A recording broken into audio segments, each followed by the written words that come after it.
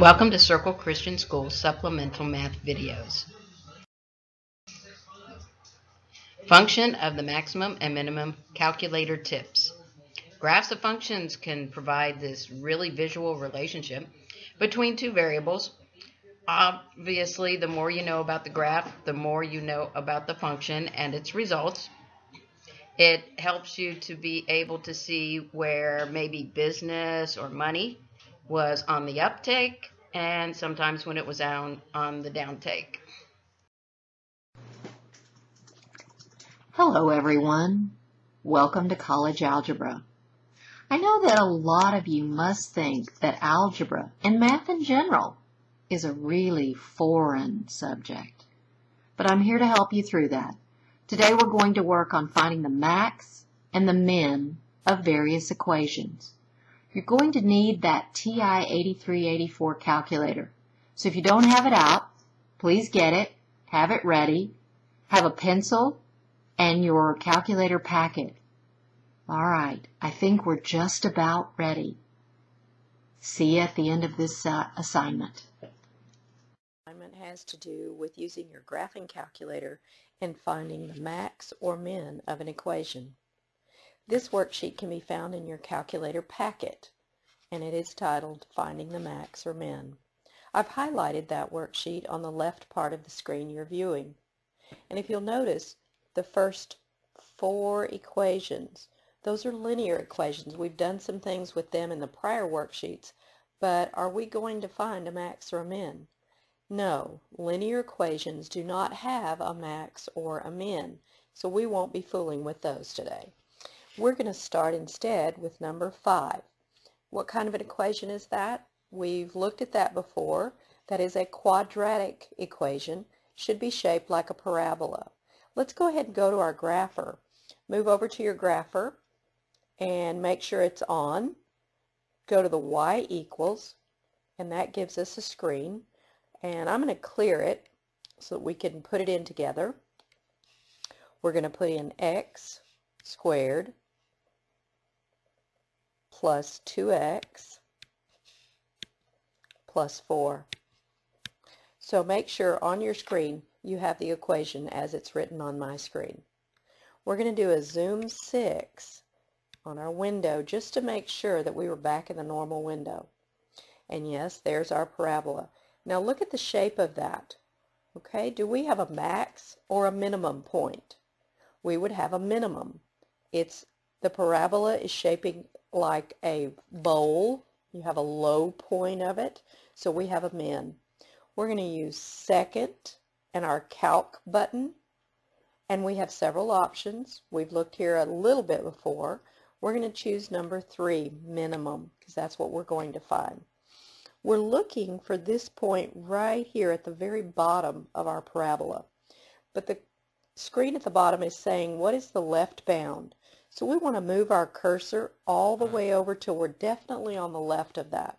So we use our left arrow and we'll just tap it and move our cursor over till it's definitely on the left. That looks good. Alright, so when you're there, you want to hit enter. And then we need to go to the right bound. It's asking, what's your right bound? So we need to move all the way over here. So we're going to use our right arrow and move on around over to the right. And it doesn't matter exactly where you go, but you definitely have to be to the right of this lowest point. So you want to hit enter. And once it takes that, it gives you one more time to, and it says guess, but it's actually going to give us an accurate minimum point. So we'll hit enter a third time. And at the bottom of our screen, we have x equals -1. It has a lot of zeros and a 1 to the right of the decimal. That's essentially -1. So our minimum point, or our vertex, occurs when x is -1 and y is +3. So you'll want to write that down over here to the right of your equation. You found the minimum point of that equation. Okay, let's try another one. Let's go back to y equals. Clear out what we've got. Let's put number 6 in. X squared minus 5x minus 13. Okay, again, double check. Always make sure you've put your equation correctly into the grapher. All right, let's hit zoom 6. Although we didn't change our window, it's just a good habit to do that. Now, what do we notice? It's a parabola. It appears to be one that's going to have a min, but what can't we see? We can't see the min. So we need to change our window. And remember, we talked about that if you can't see at the bottom of your screen, what is it that you need to change? You need to change the Y min. So when you click on window, look here, we've got Y min right here. I'm going to come down, and I'm sitting at -10. Let's try -20. Remember, this is just a trial and error sometimes to see. So we'll hit graph. And yes, we can see the bottom of our graph. Remember that we have to see it to be able to work with it. So we're going to do the same thing we did last time. Second, calc. Choose min again.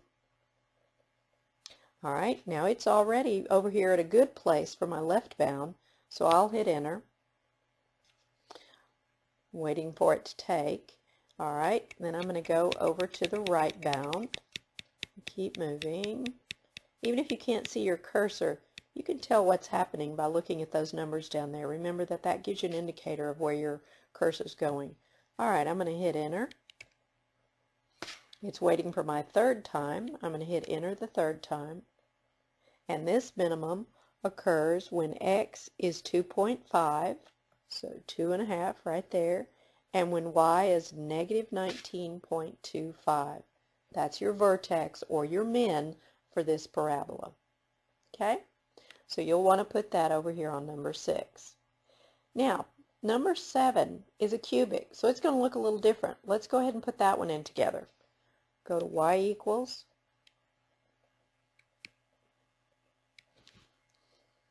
So let's make sure that we have that equation incorrectly. X cubed plus 4x squared minus 5x plus 2. We'll hit graph. And it looks like this is a typical cubic. It's like a drain pipe, and it is going up, coming around, and going back up. So we can't see this tallest part. We need to change our window.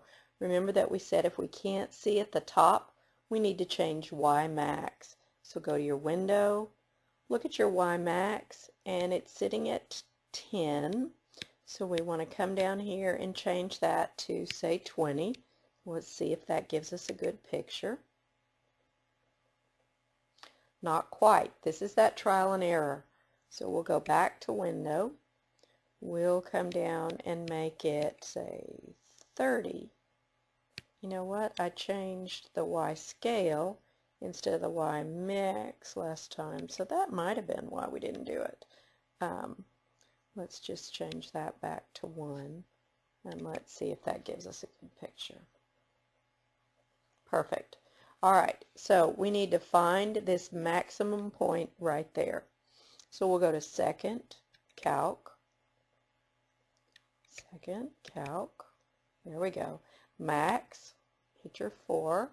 All right, now I've got to move my cursor all the way till it is on the left of that highest point.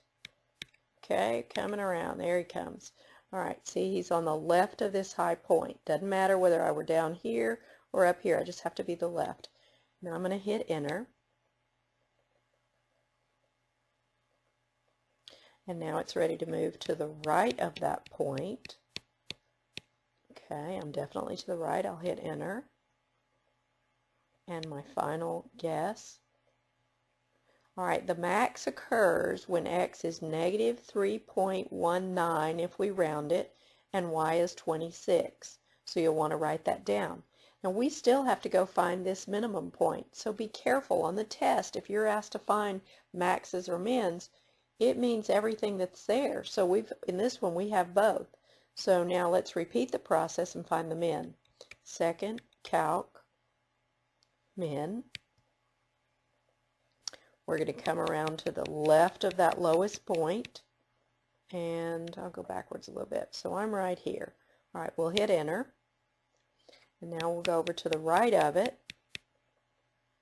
We'll hit enter, and we'll guess. which I always think is funny. It's not a guess, it's exact. The minimum occurs when x is 0.52 and y is 0.62. So you would have both of those answers down. Okay, I think that just about does it for the max and min today. I hope you've learned a lot. I hope you no longer think of it as a foreign subject. We'll be back for the next assignment, so be ready. Study hard.